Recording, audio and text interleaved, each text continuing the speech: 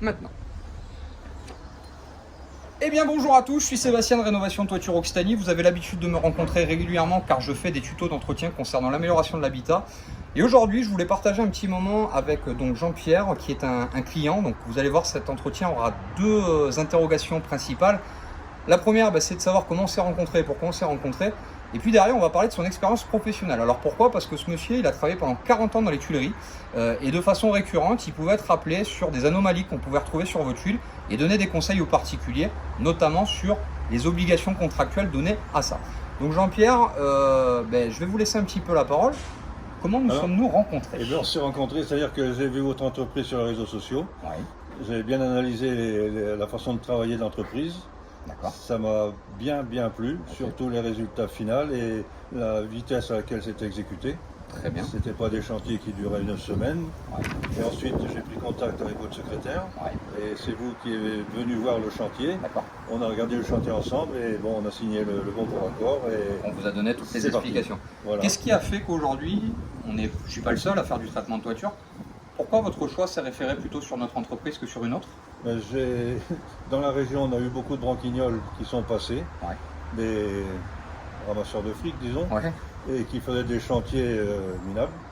Et quand j'ai vu les résultats sur les réseaux sociaux, j'étais entièrement satisfait. C'est pour ça que j'ai pas hésité. On va en parler parce que souvent en fait le sujet c'est de se dire comment ça s'est passé. Alors les vidéos c'est bien, mais est-ce que ça se passe vraiment comme sur les vidéos? Votre chantier, ça s'est passé comment? Racontez un petit peu aux gens qui C'est-à-dire regardent. que bon, je fais du métier, je connais le métier. Quand j'ai vu l'entreprise travailler sur les toitures et tout ça, je n'ai pas été surpris. J'ai vu le savoir-faire de l'entreprise. Sans Karcher, sans chlore, sans soude, sans potasse, donc des produits non agressifs. De l'eau sous pression à 7 bars. Exactement. Bon. Donc moi, c'était la petite aparté sur notre chantier. Ce qui va m'intéresser le plus, je vais être très clair avec vous, c'est votre expérience professionnelle. Parce que alors, souvent, moi j'ai beaucoup de clients qui me disent « Sébastien, pourquoi il faut traiter la toiture ?» Alors, demandez à un boucher s'il faut manger de la viande, il va vous l'expliquer. Moi, j'ai très envie de l'expliquer. Vous étiez donc dans la partie terre cuite. Vous avez fait de la terre cuite toute votre vie. Donc de la tuile, de la brique, de la plâtrière. Voilà. Et vous avez été confronté de temps en temps à des particuliers qui vous sollicitaient pour mettre en place des expertises de toiture. Et vous tombiez sur quoi? Sur des toitures qui étaient finalement pas très vieilles, qui avaient 3, 4, 5 ans. Qu'est-ce qui se passait? 5, voire même 10 ans. Ce qui se passait, souvent on était appelé pour des problèmes de gel de toiture. Alors, des tuiles qui s'écaillent. Oui, la tuile qui s'écaille ou qui casse carrément. Tout à fait. Et alors, bon, le problème de gel, déjà, bon, ça dépend des régions, des argiles. Il y a la région, moi je suis de la région parisienne, sur Beauvais, on a des tuiles qui sont pratiquement un grès. On a des argiles vachement fusibles, pratiquement il n'y a aucun problème de gel.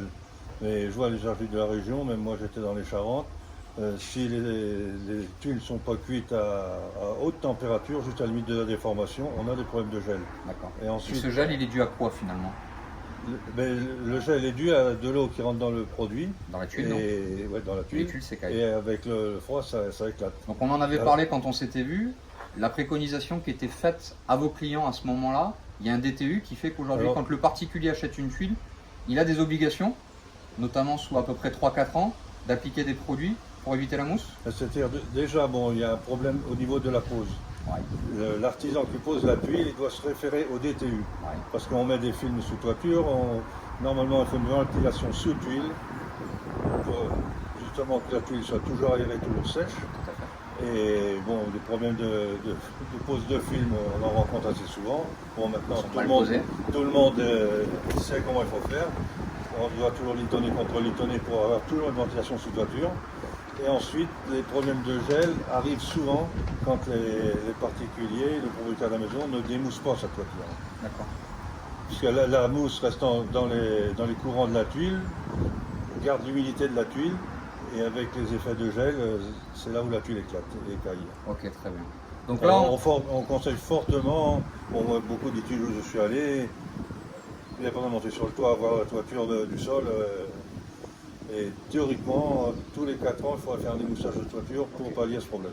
Donc nous, comme vous le savez, on répond à cette problématique d'une manière un peu différente, puisque le démoussage est une phase préparatoire, mais dans le cadre où nous, on veut imperméabiliser la tuile et vous permettre de ne pas intervenir tous les 10 ans, on a des produits aujourd'hui qui vont avoir des garanties qui vont être quand même assez longues, puisqu'on va avoir 2 types de garanties. Une garantie qui va être une décennale et une efficacité de produit qui va être à peu près dans les 15 ans. Aujourd'hui, ce qu'il faut savoir, c'est qu'on a deux étapes. L'étape 1 qui va être l'étape de nettoyage, démoussage, et la deuxième qui va être l'imperméabilisation, donc pas d'étanchéité mais l'imperméabilisation, pour permettre à l'eau de ne pas rentrer dans la tuile et pas avoir effectivement de problème de tuile gélive. Merci pour cette petite intervention. Ce qu'on fait, nous en usine, on trempe les palettes dans des bains de... Tout à fait, il y avait certaines tuiles qui étaient trompées avec des silicones, effectivement. Ouais. Merci pour cette intervention, merci de nous avoir accueillis, merci pour votre confiance, merci pour ce petit moment passé avec vous qui sera diffusé bien largement sur Facebook. C'est moi qui vous remercie pour les résultats de la toiture. Merci, je suis vraiment content. À bientôt. Ouais.